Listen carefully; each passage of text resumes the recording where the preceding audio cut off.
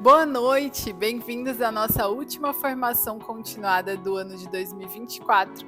Esse que foi o nosso primeiro ano como sistema de ensino e estamos muito felizes em ver quantas escolas Deus tem levantado e despertado ao redor do Brasil e também quantas famílias educadoras estão com a gente compartilhando desse ambiente de aprendizagem que é o Sistema Classical Education.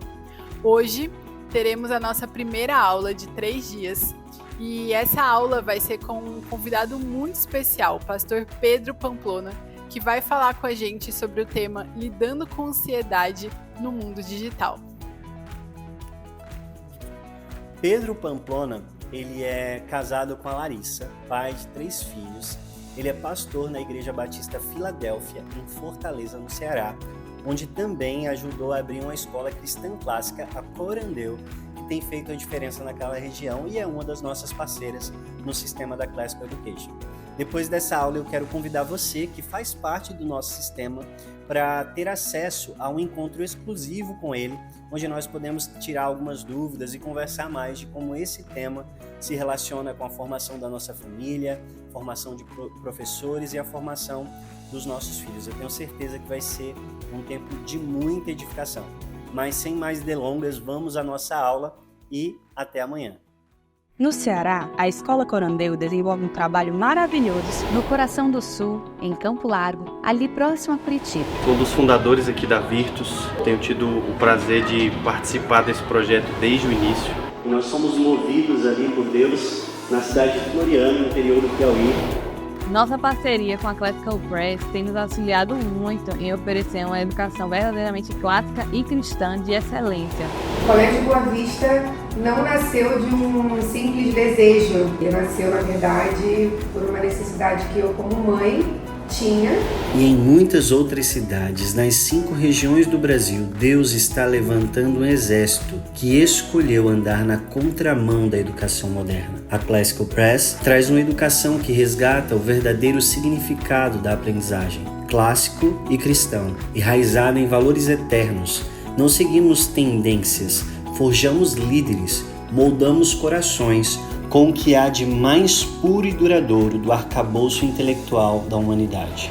A educação cristã clássica ela nunca foi tão necessária nos dias de hoje. E é através dela que as crianças são preparadas e forjadas para se envolverem com a cultura atual sem se deixar influenciar por ela. O objetivo maior que a gente consegue ver uma criança na educação cristã clássica é que vamos criar filhos tementes a Deus, que são alicerçados na verdade, no absoluto. Diariamente eu exploro as maravilhas da criação, nas disciplinas de história, português, ciências, tudo isso usando essa linda gama de materiais da Classical Press. Prepare-se, pois estamos formando uma geração de mentes brilhantes e corações sábios, tementes a Deus, preparados para enfrentar os desafios com coragem. Classical Press, ensinando na contramão do mundo, fortemente clássicos, distintamente cristãos.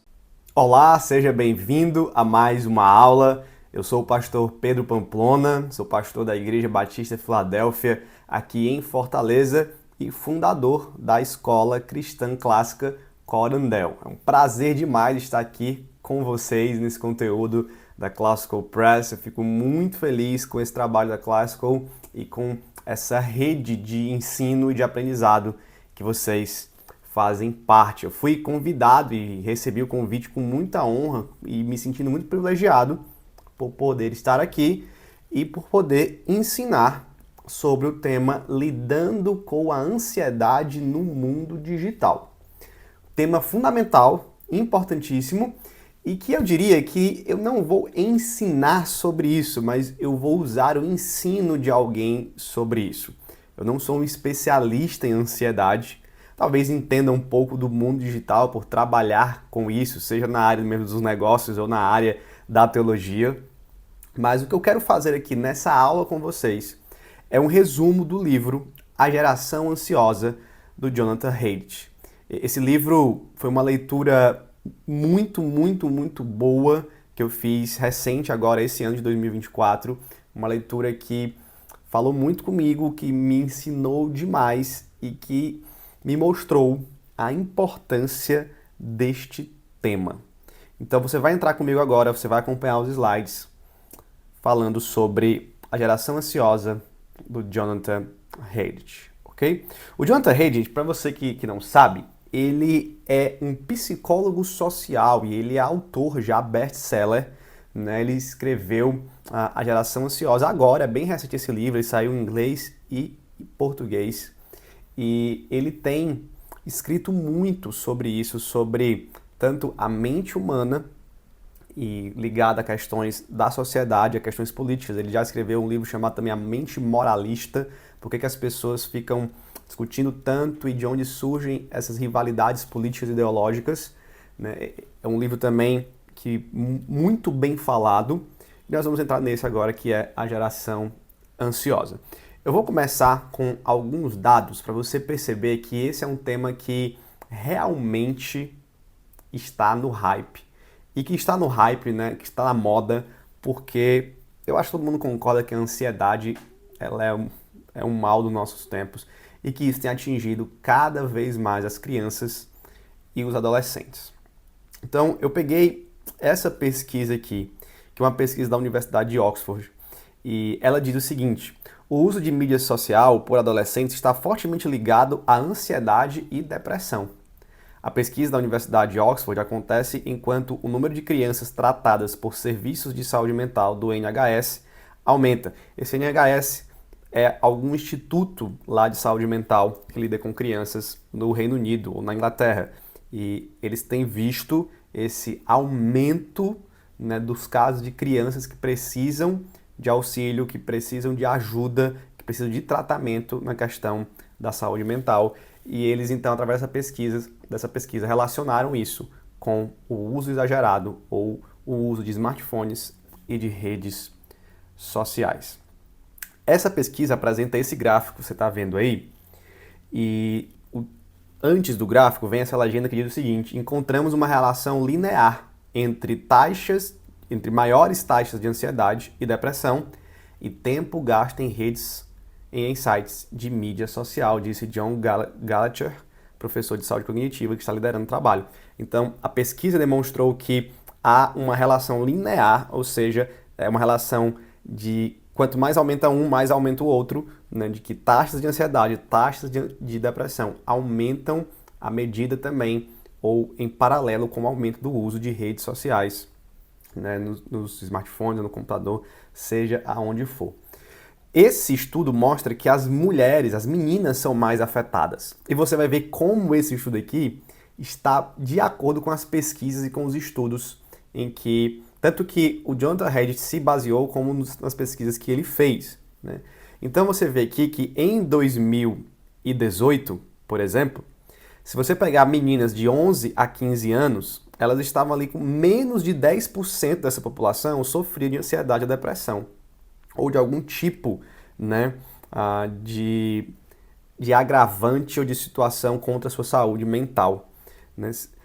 Quando você olha para 2023, 2024, isso já está ali entre 15% a 20%. A mesma coisa com os 16. Aos 16 anos você tem menos de 15%, e 2018, 2019, né? E 2023, 2024, isso já pula para mais de 20%. Com os meninos acontece a mesma coisa, eles são um pouco menos afetados do que as meninas, né? A gente vai já ver as explicações do Jonathan Haidt por que isso acontece. Mas veja que também há o crescimento. Olha só, de 6 a 10 anos, os meninos cresceram bastante, inclusive, cresceram mais do que as meninas em problemas de saúde mental de 2018 para 2023 e 2024. Então, isso tem acontecido e o aumento do uso das redes sociais, segundo a tese do Jonathan Haidt, segundo essas pesquisas, está diretamente ligado a isso. Okay? Olha uma pesquisa agora no Brasil. Brasileiros que passam mais tempo nas redes sociais são os que têm ansiedade. Descoberta é de relatório que avalia e acompanha a saúde mental da população brasileira. Então, olha esse dado dessa pesquisa, que foi divulgada pela CNN no dia 13 de junho de 2024, é recente. Entre os entrevistados que possuem diagnóstico de ansiedade por um profissional de psiquiatria, 43,5% passam mais de 3 horas por dia, 3 horas ou mais, em redes sociais.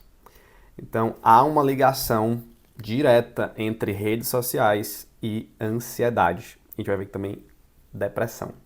Então esses são dados para você ver que é algo real, é algo que está aumentando e é algo real que está aumentando na nossa sociedade brasileira, não só lá fora. Nós devemos ter, então, cuidado com isso. É nesse contexto aqui que o livro A Geração Ansiosa tem um valor muito bom para a sua família, para as escolas, para os governos, para a sociedade como um todo. Nós precisamos cuidar das nossas crianças.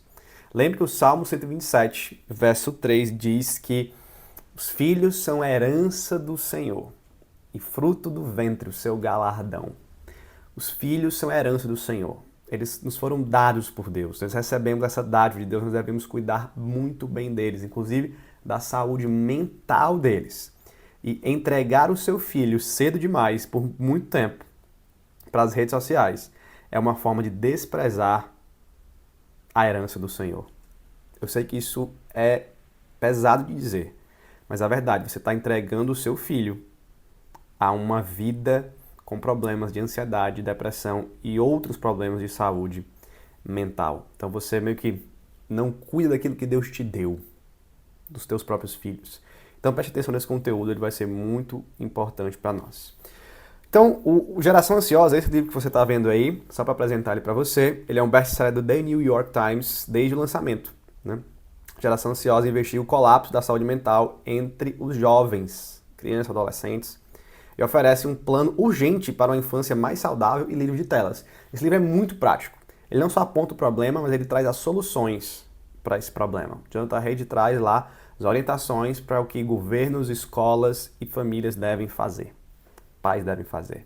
Ele trata sobre esses temas aqui que está aparecendo nessa imagem à direita: desenvolvimento infantil, infância baseada no celular, geração Z, psicologia social, superproteção no mundo real versus a subproteção no mundo virtual. Esse é um tema, isso aqui é central no livro, a gente vai daqui a pouco ver. Saúde mental dos adolescentes e o tempo de tela excessivo. Então, esse é o livro que eu vou apresentar para vocês nesta aula a partir de agora. Eu coloquei esse slide com a foto de Marte, a imagem de Marte e um foguete decolando como se estivesse indo para lá, né, um ônibus espacial, porque o Jonathan Haidt começa o seu livro com essa história, com essa analogia aqui que eu quero contar para você também. Então, imagine comigo o seguinte: sua filha de 10 anos chega em casa dizendo que foi selecionada para morar em Marte, para fazer parte da primeira colônia de seres humanos em Marte. Ela se inscreveu num programa de seleção sem nem você saber, porque ela ama o espaço, porque seus amigos se inscreveram e deu certo, ela foi selecionada. O bilionário que está responsável por essa viagem espacial, né, selecionou sua filha e agora, diante de você, existe essa questão: permito ou não que minha filha de 10 anos vá para Marte na primeira colônia humana, na primeira viagem humana para Marte? E aí você vai começar a estudar sobre este assunto. E você vai ver que as crianças foram selecionadas porque elas podem se adaptar melhor às condições do planeta. Não é só porque é bonitinho levar crianças, mas elas vão crescer lá e elas vão então estar mais adaptadas às condições do planeta. O problema é que não se sabe se depois dessa adaptação essas crianças já crescidas conseguiriam voltar para a Terra e viver na Terra. Os planetas são muito diferentes, então muito provavelmente é uma viagem só de ida. Essas crianças não vão trabalhar lá por um tempo e voltar. Provavelmente elas vão ficar por lá. Você descobre os riscos envolvidos nessa viagem e na estadia em Marte. São riscos bem sérios para sua filha. A radiação é muito maior em Marte, pode causar um câncer muito rapidamente, muito severo. A gravidade em Marte é menor e vai atuar no mau desenvolvimento dos ossos e dos músculos da sua filha. São condições que vão afetar o esqueleto, os olhos, o cérebro da sua filha. Você deixaria ela ir para esta colônia em Marte? Morar em Marte? Ser uma cobaia dessa primeira viagem? Claro que não, né, gente? É claro que você não deixaria. É claro que eu não deixaria Minha filha tem inclusive 4 anos e a outra vai fazer 2 anos, e eu logicamente não deixaria elas irem para Marte. Mas calma, além de tudo isso, você fica sabendo que a empresa espacial não entende muito de desenvolvimento infantil e que ela nem mesmo exige a comprovação da autorização dos pais para levar as crianças. Se a criança aparecer lá, mesmo contra a vontade dos pais, eles levam. Basta a criança clicar num quadradinho dizendo que seus pais estão de acordo e ela irá para Marte sem o seu consentimento. Já dá para perceber o que o Jonathan Haidt está fazendo? Ele compara essa ida a Marte dos nossos filhos com a ida dos nossos filhos aos smartphones e redes sociais. Redes sociais. Por isso nós devemos pensar seriamente naquilo que nós estamos dando aos nossos filhos, oferecendo aos nossos filhos e onde eles estão gastando o tempo deles. Na introdução do livro, Jonathan Haidt diz o seguinte: este livro conta a história da geração nascida depois de 1995, popularmente conhecida como geração Z, aquela que se segue aos millennials, nascidos entre 81 e 95. Talvez você que esteja aqui assistindo seja um millennial, como eu sou um desses millennials, sou da geração que era chamada Y, né? Mas essa geração Z, né, de depois de 1995, foi a primeira a passar pela puberdade com um portal no bolso, que os afastava das pessoas próximas e os atraía para um universo empolgante, viciante, instável e, como vou mostrar, inadequado a crianças e adolescentes. Os membros da geração Z são, portanto, cobaias de uma maneira radicalmente nova de crescer. Podemos chamar esse fenômeno de grande reconfiguração da infância. Guarde isso, grande reconfiguração da infância. É como se eles fossem a primeira geração a crescer em Marte. A minha geração, a sua geração, ela nasceu no mundo e ela cresceu no mundo onde os smartphones e as redes sociais ainda não estavam disponíveis. Então mesmo que nós usemos essas coisas hoje, nós fomos acostumados, nós crescemos não usando. Nós sabemos, por mais que exista o vício, por mais que nós mesmos tenhamos dificuldade às vezes, de nos livrar disso, de passar tempo fora disso, mas nós sabemos viver sem isso, nós crescemos sem isso, nosso cérebro, nosso caráter, nossas emoções, nossa visão de mundo não foi afetada por isso na sua formação lá no início. Mas essa geração aqui foi. Essa geração, ela já cresce, ela passa pela puberdade já dentro dessas coisas. Essas crianças, os adolescentes de hoje, eles já cresceram com o smartphone, desde muito cedo. Eles já cresceram nas redes sociais. E, por causa disso, a infância deles foi reconfigurada. Isso é muito nítido de notar. A infância de hoje é bem diferente da infância da década de 90 para trás. Houve a grande reconfiguração da infância. O que o Jonathan Haidt quer te dizer com isso? Ele quer dizer que a infância que era baseada no brincar foi substituída pela infância baseada no celular. Essa é a grande reconfiguração da infância. Crianças que antes tinham uma infância baseada no brincar, hoje têm uma infância baseada no celular. E isso é a causa dos altos níveis de ansiedade, depressão e outros problemas de saúde mental entre crianças e adolescentes. A afirmação central dessas páginas é que essas duas tendências, a superproteção no mundo real e a subproteção no mundo virtual, são as principais responsáveis por tornar as crianças nascidas depois de 1995 a geração ansiosa. Ou seja, o que muitos pais estão fazendo hoje? Qual é a tendência de hoje? Você superprotege o filho no mundo real. Você não deixa ele brincar na rua, você está sempre perto, você não deixa ele brincar com outras crianças, não deixa ele brincar livre por aí. Ele é super protegido numa bolinha ali, sempre perto dos pais. Mas, ao contrário disso, na internet você não protege da maneira adequada, você deixa ele livre. Você subprotege o seu filho, você não está vendo o que ele está fazendo, você não bota limite, você dá um smartphone, uma rede social e ele passa então a ficar super protegido e abandona o brincar, ou reduz muito o brincar livre, e ele agora está subprotegido, não tem proteção para ele na internet, então ele tem uma infância agora baseada nas redes sociais. Essa é a grande reconfiguração da infância. Qual é o problema que o Jonathan Haidt aponta logo do início? É a grande diferença nas relações no mundo real com as relações no mundo virtual. E isso causa uma série de problemas na nossa percepção da vida, nos nossos pensamentos e na ansiedade. As relações no mundo real, elas são corporificadas, nós usamos o nosso corpo para comunicação. Elas são síncronas, ou seja, ela acontece ao mesmo tempo. Eu falo com você ao mesmo tempo. Por exemplo, essa comunicação aqui que nós estamos tendo não é síncrona. Eu estou gravando isso num dia, você vai assistir isso quando você quiser, em outro dia. Não é simultâneo, não está ao vivo. As relações humanas, se nós estivéssemos numa sala de aula, se eu estivesse conversando com você, ela acontece ao mesmo tempo. E nós somos acostumados, nós somos seres humanos que devem ter relações ao mesmo tempo e relações corporificadas. Essa relação no mundo real envolve uma comunicação um para um, ou no máximo um para alguns. E principalmente, isso aqui é muito importante, essas relações ocorrem dentro de comunidades que têm custo de entrada e de saída. Ou seja, para eu participar tanto da família, tem um custo de entrada e um custo de saída.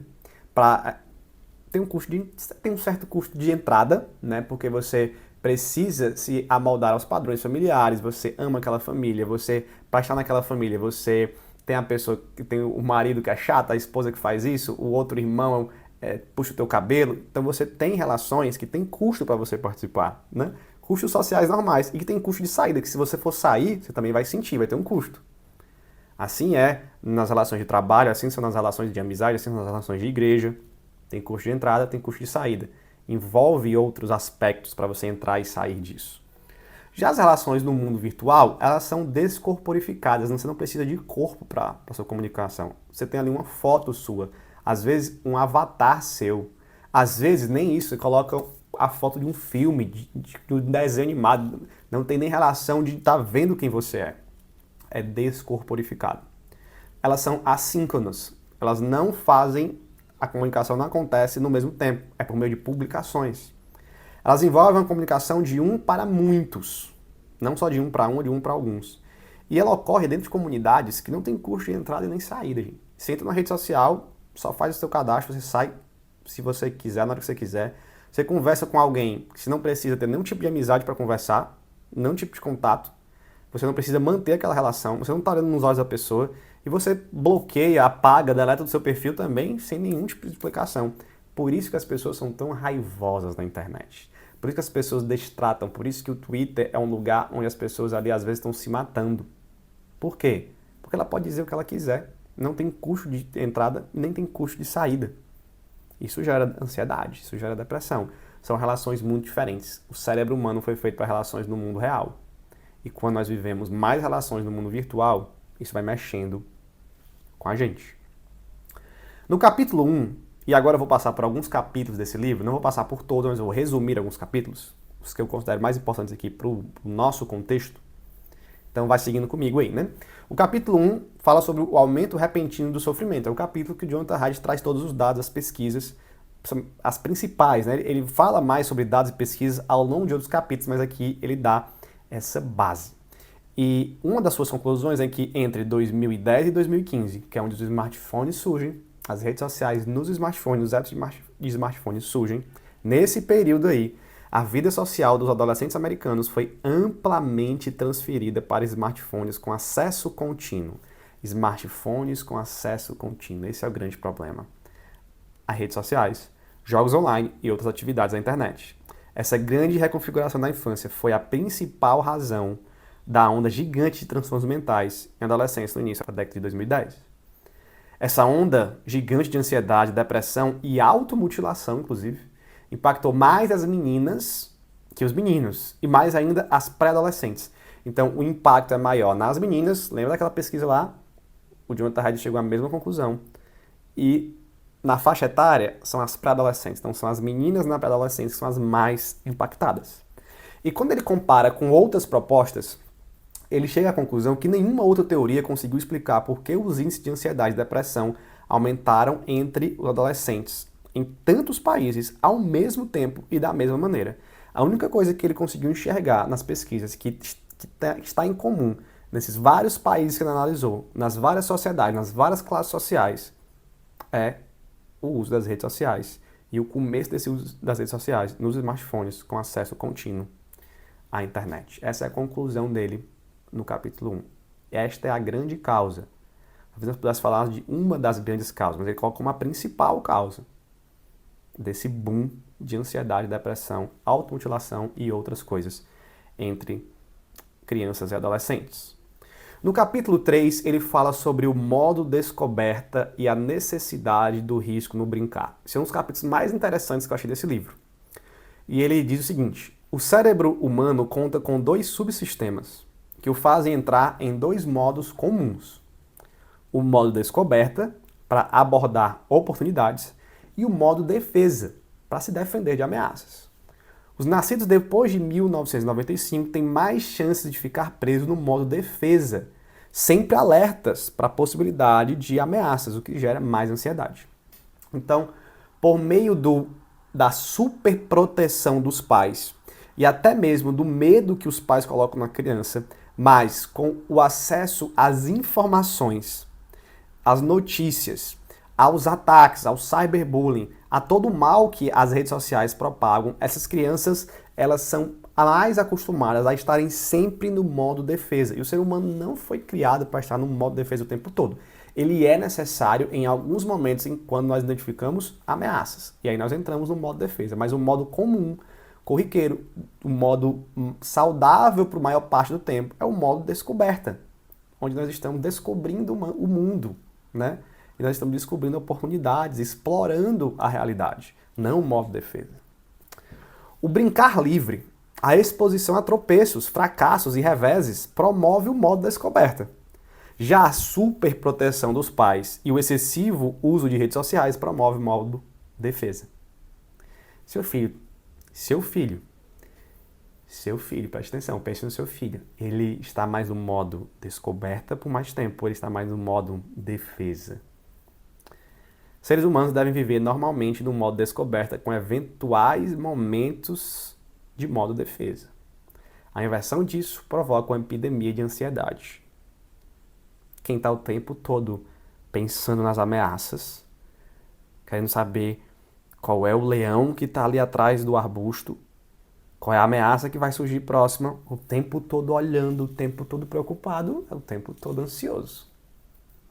Crianças precisam do modo descoberta. E o que promove isso é o risco no brincar livre. E o brincar livre. Esse capítulo é muito bom, gente, porque ele mostra fotos de como eram os parques, os playgrounds de antigamente nos Estados Unidos e como eles são hoje. E como os pais ficavam com as crianças no playground e como elas ficam hoje. Os parques eram extremamente perigosos. E ele não vai defendendo que os parques precisam ser perigosos. Você pode ter uma certa segurança, mas que também permita a criança brincar e assumir riscos, né? Então ele mostra a foto de um parque que a criança está lá em cima, não tem segurança nenhuma.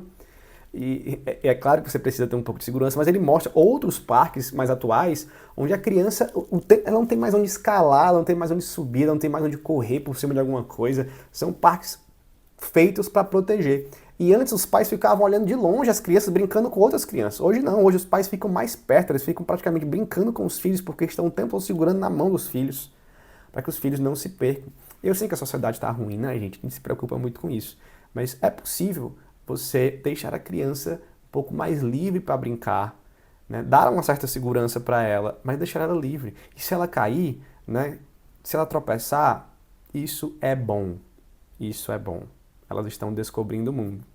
E isso vai ajudar a elas terem um desenvolvimento saudável. Claro que você não vai deixar seu filho cair de cima de uma árvore de 3 metros, 4 metros de altura. Mas, né, ele caindo um pouquinho ali, se ralando um pouquinho aqui, ralando o joelho. Como a gente diz aqui no Ceará, né, tirando o chaboque do dedo, aquele ferimento que tira a cabeça do dedo, né?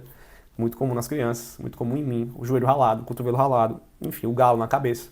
São coisas que melhoram aí o desenvolvimento dos nossos filhos, o modo descoberta, né? E a antifragilidade. Esse é um termo que eu não vou tratar aqui, mas que ele fala que crianças são antifrágeis.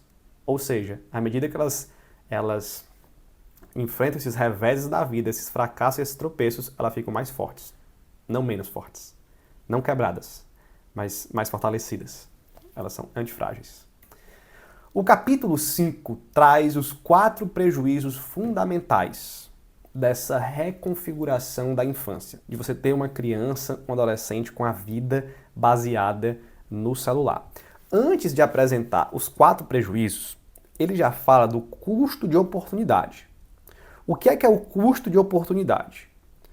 É o custo de uma infância baseada no celular, né? Esse custo de oportunidade se refere a tudo que a criança faz em quantidade menor depois que recebe acesso ilimitado à internet.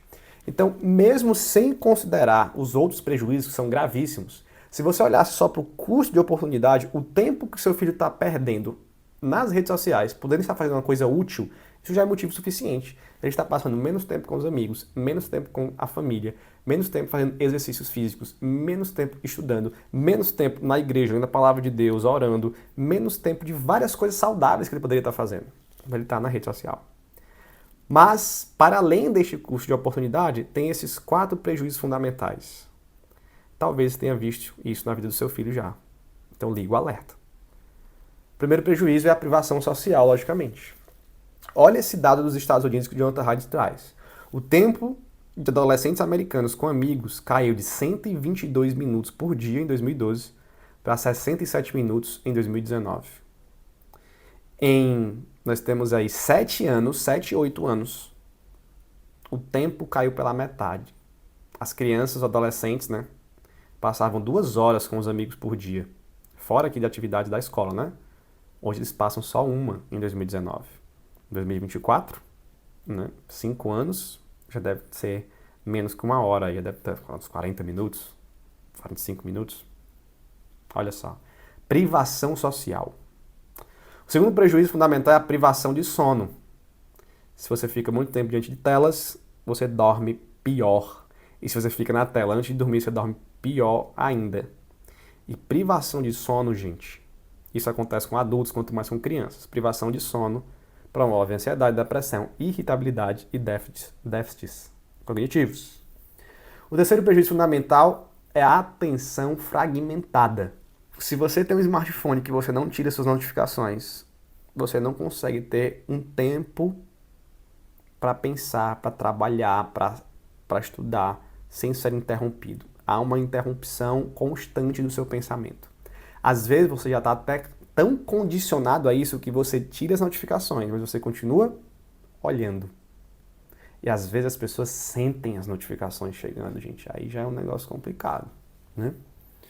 Eu senti meu celular vibrando aqui no bolso. Eu ouvi, meu celular estava no silêncio, mas eu ouvi a notificação chegando, nem tem notificação. Então, eu tenho problemas de atenção. Talvez seu problema de atenção seja com as redes sociais. Você não consegue parar, você não consegue estudar, você não consegue se concentrar. Ele mostra dados de que na escola o simples fato do celular estar dentro da mochila, ou pior, em cima da mesa, mas sem ser utilizado, já acaba com a atenção dos alunos, porque eles estão o tempo todo pensando nas notificações que estão chegando. Eles querem olhar. O terceiro prejuízo é esse, e o quarto prejuízo é o vício. Talvez seja o mais óbvio, né? Mas também o mais perigoso. Não se engane, gente. Redes sociais e os seus algoritmos, eles são feitos para que você passe mais tempo nelas. Para que você passe mais tempo vendo os vídeos, veja mais vídeos e veja coisas do seu interesse e vá vendo, e vá vendo, e vá vendo, e vá vendo. Por quê? Porque você é o produto que elas oferecem para quem financia as redes sociais, que são quem está anunciando as redes sociais. Então, quanto mais tempo você passa, mais eles ganham dinheiro, mais eles conhecem o seu perfil, mais eles mandam coisa para você passar mais tempo e mais eles ganham dinheiro. Então, não é que seja errado usar redes sociais. Você só precisa ter consciência e cuidado com o vício. Se adultos se viciam, crianças se viciam com muito mais facilidade. Muito mais facilidade. Então, cuidado com esses 4 prejuízos fundamentais. O capítulo 6, então, fala sobre as meninas. Por que, Pedro? Por que, Jonathan Haidt? Por que as meninas são mais afetadas? Eu tenho 2 filhas e um filho. Então, isso aqui para mim é muito importante, que eu tenho 2 filhas. Se você tem filhas, preste atenção aqui. Há pelo menos 4 razões que ele cita pelas quais as redes sociais são mais prejudiciais às meninas que aos meninos. A primeira é que elas são mais sensíveis à comparação visual, sobretudo quando outras pessoas elogiam ou criticam a sua aparência.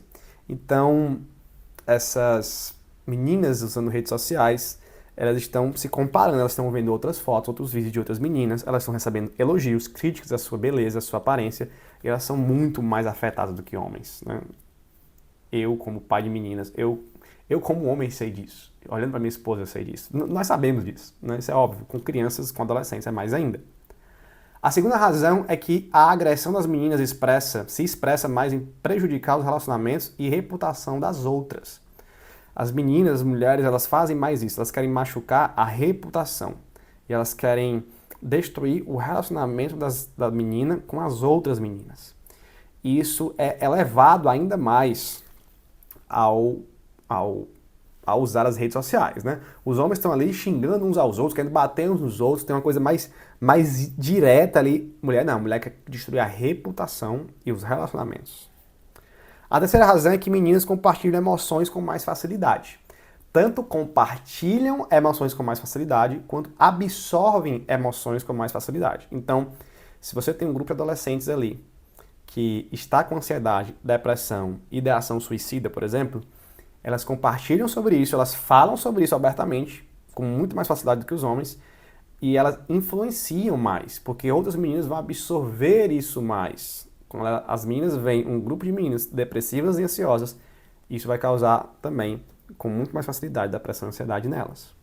E a quarta razão é que a internet facilitou que meninas sejam mais perseguidas por homens, inclusive homens adultos, homens mais velhos. Há uma facilidade dessas meninas serem perseguidas, né, num tipo de interação completamente inadequada, seja com adolescentes também, mas seja também com homens mais velhos. Então as meninas são muito afetadas pelas redes sociais, no que quer dizer, no que quer se referir a ansiedade, depressão e outros problemas de saúde mental. Então, cuidado com elas é maior, gente. É maior, ok? Não é que você vai fazer com elas e não vai fazer com os meninos. As medidas aqui que o Jonathan Haidt vai mostrar são para os dois. Mas tenha ainda mais cuidado com as meninas, ok? Sobre os meninos, capítulo 7, o Jonathan Haidt diz o seguinte: meninos são mais propensos que meninas à síndrome do Peter Pan. Eles são mais propensos a se tornarem jovens que não estudam e trabalham, e as redes sociais contribuem muito para isso. Lembra do curso de oportunidade? Ele devia estar estudando, ele devia estar trabalhando, devia estar se capacitando, mas ele está perdendo tudo isso aqui, perdendo o crescimento dele, o amadurecimento por causa disso, né? E aí vai virar um crianção. Quantos adolescentes... E, gente, isso é perceptível. Isso é perceptível. Eu lembro que com 16 anos, 16 para 17 anos, eu já trabalhava no financeiro de uma empresa junto com meu pai, né? E comecei a trabalhar ali, já tinha várias responsabilidades, andava pela cidade sozinho, andava de ônibus, ia pra faculdade de ônibus. E quando eu olho os adolescentes de 16, 17 anos hoje, assim, os caras, os caras não sabem pagar um boleto, tá ligado? Os caras não sabem andar de ônibus. Os caras não têm nenhum tipo de responsabilidade, eles estão jogando videogame ainda o dia inteiro. Não que o videogame seja ruim, eu gosto de jogar videogame, mas eles estão lá, a vida deles é essa. E eu com 16 para 17 anos já fazia faculdade, já trabalhava. Cara, já tava naquele pensamento de que, poxa, eu quero um emprego, vou arrumar, eu quero ter uma namorada e casar, quero casar cedo. E os caras hoje, meu irmão, enfim. Quando meninos trocaram celulares por smartphones, sua vida social migrou ainda mais para a internet e a saúde mental decaiu. Isso também acontece com os meninos, tá? Acontece em escala menor, mas acontece. E smartphones e internet ilimitada facilitaram o acesso à pornografia mais pesada, ilimitada e gratuita. Isso acaba com a mente dos meninos. Jogos online, eles até oferecem alguns benefícios, se bem utilizados, mas em excesso, eles pioram também a saúde mental, como qualquer outro tipo de vício. Eles afetam mais os meninos, né? Nesses casos. E a grande reconfiguração da infância afastou os jovens da sua comunidade do mundo real. Tanto meninas quanto meninos. Mas os meninos aqui, talvez ainda mais afastados, porque eles se isolam mais na internet, eles ficam presos em jogos, presos em pornografia, presos em várias coisas. E eles saem da comunidade. E ao sair da comunidade, eles perdem a referência de normas, de regras, de valores, de virtudes. É uma anomia. Eles estão sem leis, sem valores, porque eles não têm mais contato com esse tipo de relação com os mais velhos, com a comunidade que ensina isso, com autoridades. E o Jonathan Haidt diz o seguinte, eu peguei essa frase aqui do livro da página 146. Como Jean Twenge, que escreveu aquele livro I, Jane, você pode procurar, também é um ótimo livro, ela demonstrou que adolescentes que passam mais tempo nas redes têm maiores chances de sofrer de depressão, ansiedade e outros transtornos. enquanto aqueles que passam mais tempos com grupos de jovens praticando o esporte ou numa comunidade religiosa têm uma saúde mental melhor. Esporte e igreja são coisas que ajudam demais na saúde mental dos nossos filhos. Olha só, por isso eu peguei essa frase. Fazer parte de uma comunidade em volta do esporte e fazer parte de uma comunidade de fé, além de te deixar menos tempo nas redes sociais, melhora a tua saúde mental. Você tem contato com as pessoas, relações no mundo real. Lembra? Corporificadas, síncronas, né? Ao mesmo tempo, um para muitos. Tem curso de entrada, tem curso de saída. Participar de comunidades humanas é essencial para a vida humana. E se é uma comunidade cristã do Evangelho, para a glória de Deus, melhor ainda, né? Então insira seu filho nisso, isso é muito importante. O capítulo 8 é um capítulo sensacional do Jonathan Haidt, que é um ateu, mas fala aqui de espiritualidade no seu livro, porque ele sabe, e ele escreve sobre isso, de como uma vida de espiritualidade, seja ela qual for, é importante.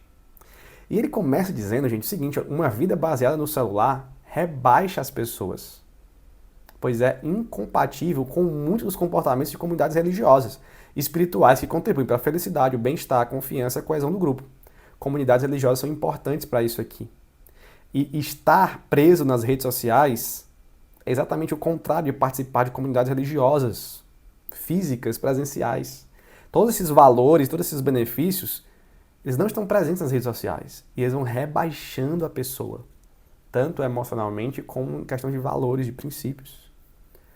A participação comunitária no reino do sagrado, os rituais físicos e corporais, como as refeições comunitárias, a prática da meditação sobre a vida, a autotranscendência, como pensar para além de si mesmo, tudo isso contribui para a felicidade, bem-estar, confiança e coesão do grupo. Então, a prática de você estar num ambiente sagrado, num culto, né, num ambiente de adoração, onde outras pessoas estão ali adorando com seus corpos, se relacionando com seus corpos, levantando a mão, orando, baixando a cabeça, fechando os olhos, tudo isso parece que não vale de nada, mas vale muito. São interações sociais. A criança está aprendendo, está vendo, está se desenvolvendo. E isso gera autotranscendência. O que é autotranscendência, gente? É você ter a capacidade de pensar para além de si mesmo. A sua vida transcender o seu próprio ser. Quando você está nas redes sociais, tudo é sobre você. Você só pensa em si mesmo, você só olha para si mesmo. Quando você tem relações humanas, quando você está num time, num esporte coletivo, você tem que pensar no coletivo, no objetivo coletivo e nos outros jogadores. Quando você está numa igreja, isso é mais transcendente. Você pensa em Deus. Você pensa nos seus irmãos, na igreja, na missão. Você pensa em si, ao olhar para Deus e não olhar para si mesmo.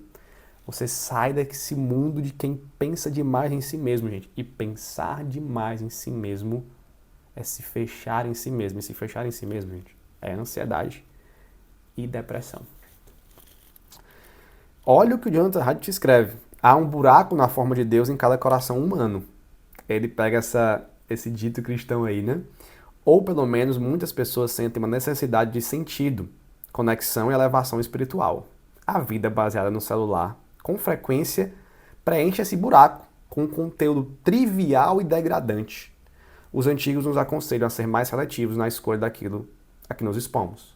Nós temos uma busca por significado, por propósito, por coisas maiores do que nós, por beleza, por coisas grandes, por histórias maravilhosas. Nós queremos sair de nós mesmos. O ser humano tem essa busca pelo transcendente, pelo maior, pelo que tem mais propósito, pelo que vale a pena. E muitas vezes nós nos enchemos de coisas triviais, banais, memes, porcarias, trends, coisas que não prestam, coisas degradantes. E aí, gente, quem está cheio disso não encontra significado, propósito, esperança, profundidade na vida, felicidade. Porque isso vem com as grandes coisas, com as verdades, com as belezas da vida, com o significado da vida mais profundo. Se você não tem nada disso, se as redes sociais te alimentam com todo tipo de porcaria, tem ansiedade e depressão aí, né, envolvidos. E aí nós vimos até o capítulo 12. Então, o que é que os pais podem fazer?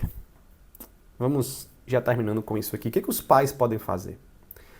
Primeiro, ele dá alguns pontos para você olhar e ver se os seus filhos já estão sofrendo com problemas causados pelas redes sociais.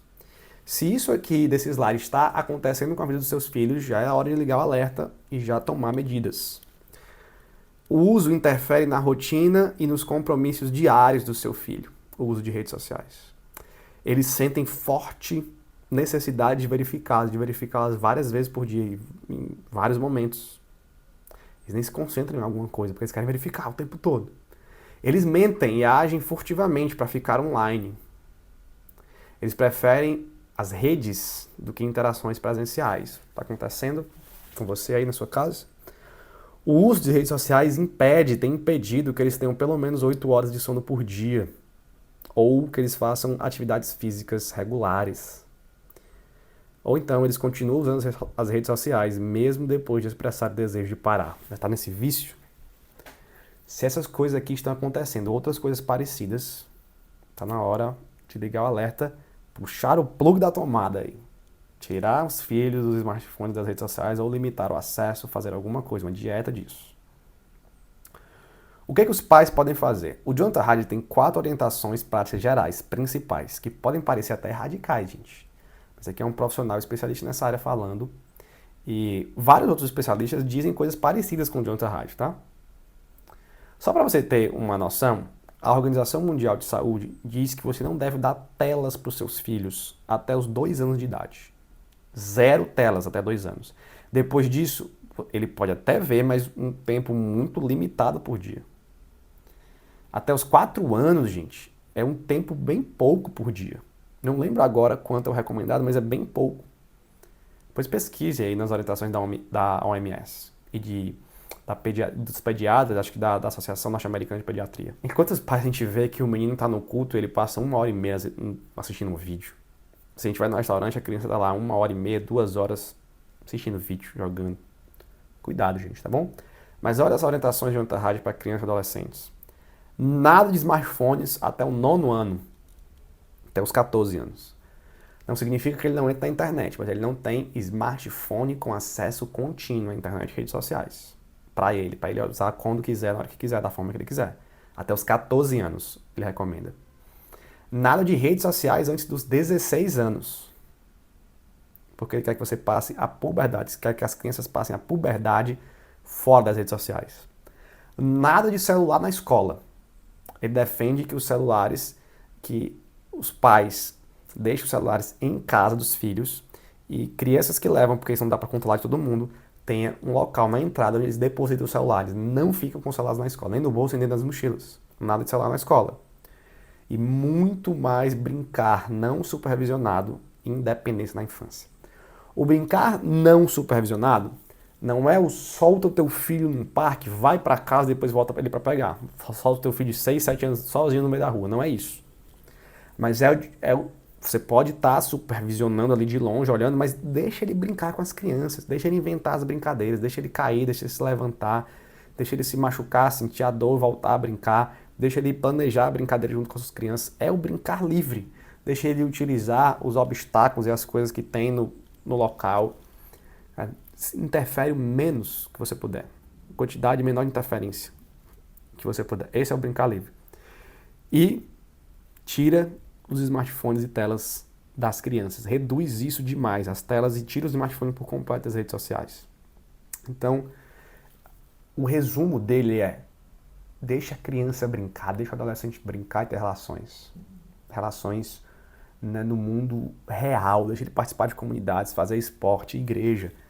E deixa ele brincar. E esse livro, gente, para mim, quando eu termino de ler, por mais que ele seja muito bom, traga muitos dados que abrem a nossa mente e trazem orientações muito boas, quando eu terminei de ler, eu pensei assim: é o livro de alguém escrevendo o óbvio e tendo que provar o óbvio para talvez provocar uma mudança óbvia que essa geração precisa, mas que nós estamos tão perdidos e tão imersos nesse contexto que nós não conseguimos perceber. As crianças precisam brincar mais do que ficar em redes sociais. Quem diria, gente? Né? Mas a gente está tão perdido, e talvez você esteja tão perdido, ou talvez não seja nem... Talvez a gente possa falar de perdido, mas no sentido também de que a gente já está tão imerso que a gente não consegue mais olhar de fora e ver o problema. Já virou normal. O Jonathan Haidt escreveu um livro para dizer, não é normal. Nós precisamos voltar como era a infância antes da grande reconfiguração, como era a infância antes dos smartphones com acesso contínuo às redes sociais. E isso vai melhorar demais a saúde dos nossos filhos, a saúde mental. Se você quer proteger os seus filhos da ansiedade, da depressão, principalmente da ansiedade, deixa ele brincar no mundo real. E nada de smartphones, nada de redes sociais. Siga essas orientações aqui. Eu espero que você cuide da herança que o Senhor te deu. Que você cuide bem dos teus filhos. Cuide da saúde mental deles. Obrigado por vocês terem ficado até aqui nesta aula. Eu espero que tenha abençoado a vida de vocês. Leia este livro. Eu fiz um resumo dele aqui. Recomendo a leitura demais para vocês sobre esse livro. Tratem desses livros na igreja de vocês, no pequeno grupo de famílias, de casais de vocês. E compartilhem com outras famílias também esse aprendizado. Ok? Fez muita diferença para mim. Eu tenho falado desse livro aonde eu vou. E, mais uma vez, obrigado pelo convite de estar aqui com vocês. Que Deus abençoe a família de vocês. A gente se vê, então, numa próxima oportunidade. Tchau, tchau. Classical Press. Ensinando na contramão do mundo. Fortemente clássicos, distintamente cristãos.